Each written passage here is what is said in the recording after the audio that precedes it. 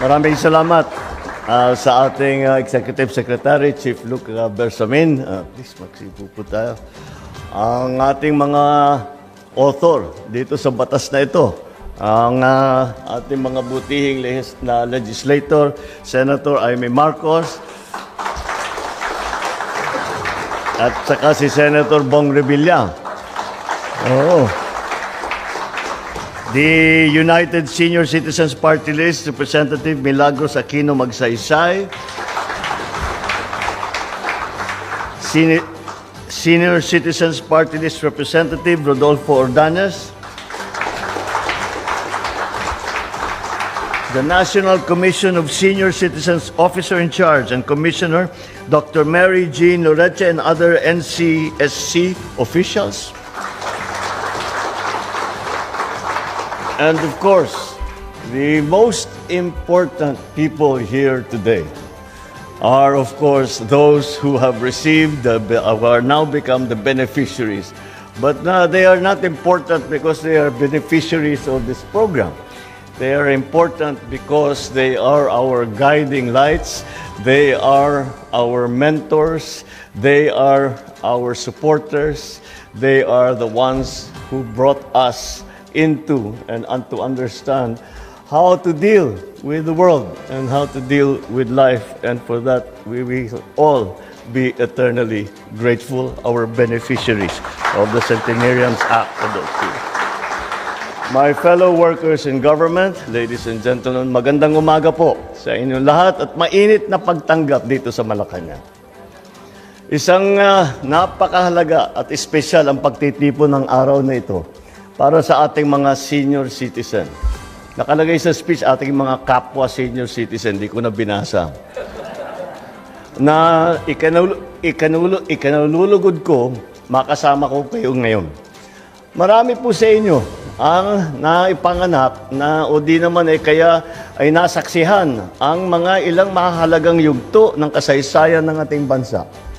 Kasama natin ngayon araw si Nanay Generosa, Nanay Brigida at Nanay Hiwaga na tumutuntong po sa edad na 100 taon.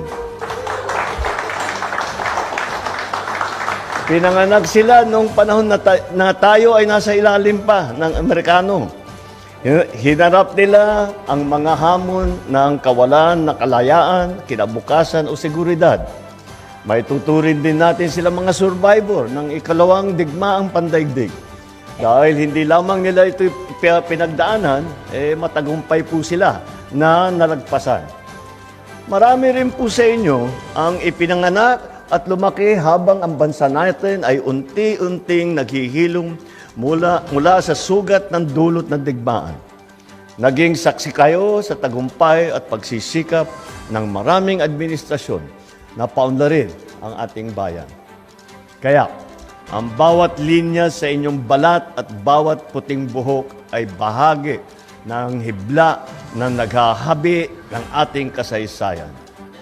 Mga kababayan, tayo po ay narito ngayon upang magbigay pugay sa ating mga nakakatanda. Ngayon, ang bilis na ng pagbabagong dulot ng teknolohiya at lahat ng nagmamadaling makasabay sa agos ng panahon, huwag po nating makakalimutan ang ating mga nakatatanda. Ipadama natin ang ating pagmamahal at ipakita na ipinagmamalaki natin sila dahil sa kanilang mga naibahagi sa ating lipunan. Noong nakaraang taon, nilagdaan ko po ng inyong lingkod ang Republic Act No. 11982 o yung Expanded Centenarians Act of 2024. Sa ilalim ng batas na ito, ang mga senior citizens na umabot ng 80 years old, 85 years old, 90 years old at 95 years old ay makakatanggap ng 10,000 piso at tuloy pa rin ang handog ng pamahalaan na 100,000 piso para sa ating centenarians o yung mga umabot sa 100 taong. Kaya sa araw na ito, ay ipamahagi natin ang halagang ito sa ating mga nakakatanda sa atin, hindi lang po rito sa Metro Manila, kundi sa buong bansa. Pasimula lamang po ito dahil patuloy po ang pagpapatupad ng batas na ito. Ang hiling ko lang sa ating National Commission of Senior Citizens or NCSC, i-check ninyo ng maigi dahil ito, ewan ko sa mga nakikita ko rito sa harapan ko ngayon, di naman yata qualified itong mga ito dahil masyadong bata ang mga itsura ninyo. Kaya bantayan po ninyo na mabuti na hindi tayo nagkakamali. Tulad na rin po kayo, baka magalit sa akin, pero si Executive Secretary Chief Luke at saka si Manong Johnny Enrile.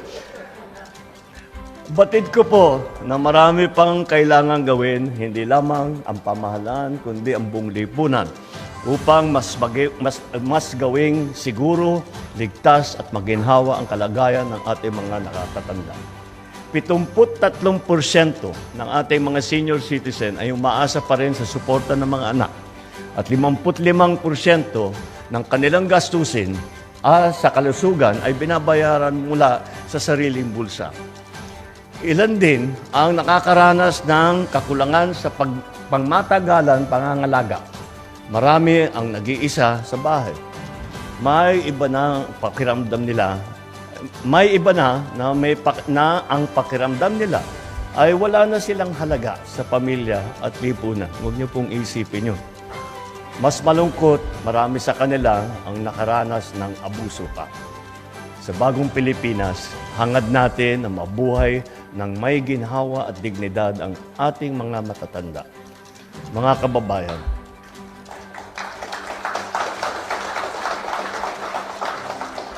kababayan, hindi na dapat pinagdadaanan ng ating mga senior citizen ang ganitong mga problema sa yugtong ito sa kanilang buhay. They deserve nothing less than our love, our care, our protection, our respect, and our honor. Kaya gumagawa tayo ng mga hakbangin upang mas mapapabuti ang kalagayan ng ating mga senior citizen. Sa ilalim ng Expanded Senior Citizens Act, ang mga senior citizens ay may karapatang makakuha ng 5 o 20% discount sa iba't ibang bagay sa serbisyo. Kasama sa 5% senior discount ang tubig at kuryente kung hindi hihigit sa 30 cubic meters na tubig o 100 kilowatt hours ng kuryente ang konsumo. Makakakuha naman ng 20% discount ang ating senior citizens sa transportasyon, sa gamot, sa serbisyong pangkalusugan at maging sa paglilibang. Ang gamot po, marami na po tayong tinanggal at hindi na binaba natin yung presyuhan upang makaya namang maabot ng ating mga senior citizen. Ang batas din na ito ay nagbibigay ng libreng pangangalaga sa kalusugan ng ating mga seniors sa mga government health facilities at iba pa. Mayroon din tayong social pension for indigent senior citizens na kung saan nakakatanggap ang mga qualified senior citizens na 1,000 piso bawat na buwanang pensyon. May mga residential care facilities na pinamamahalaan ng DSWD para sa edad ng 60 at pataas upang maalagaan ang mga iniwan at napabayaang senior citizen. Bukod pa rito, ang NCSC ay patuloy na nagbibigay ng mga programa at serbisyo na tumutugon sa pangangailangan ng ating mga nakakatandang mamamayan. Naway, sa pamamagitan ng mga programang ito at serbisyong ito ng gobyerno, makapaglaan sila ng mas marami pang panahon para sa kanilang mga minamahal sa buhay. Naniniwala ako na ang kinakatawan ng ating mga nakakatanda ay pagiging isang bagong Pilipinas na may disiplina, kahusayan at pagmamahal sa bansa. Narito tayo ngayon dahil ipinapakita natin ang mga katangiang ito na nagdala sa kanila sa kasalukuyan. Sa mga pamilya ng mga ating mga nakatatanda, ipagdiwang ninyo ang bawat sandali na kapiling sila. Ipakita ninyo ang malasakit dahil darating ang panahon na kayo din ang maghahanap ng respeto at kalinga mula sa anyong anak o apo. Para sa ating mga kabataan, kayo ang mag-aaruga sa magpapatuloy na kaalamang itinuturo ng mga nauna sa atin. Gamitin ninyo ito upang makapagbuo ng mas maliwanag na kinabukasan. sa ating mga senior, naway magkaroon kayo ng marami pang panahon na kagalakan kasama ang inyong mga minamahal sa buhay. Hiling ko rin na magkaroon po kayo ng mas matatamis na kwento na ibabahagi sa susunod na henerasyon. Sapagkat sa huli, ang ating mga senior ang nagdala ng liwanag sa ating mga tahanan. Ang mga senior ang nagbigay ng gabay sa taong bayan patungo sa tagumpay ng ating inaabot dito na bagong Pilipinas. Maraming salamat po at mabuhay po kayo, ating mga senior citizens.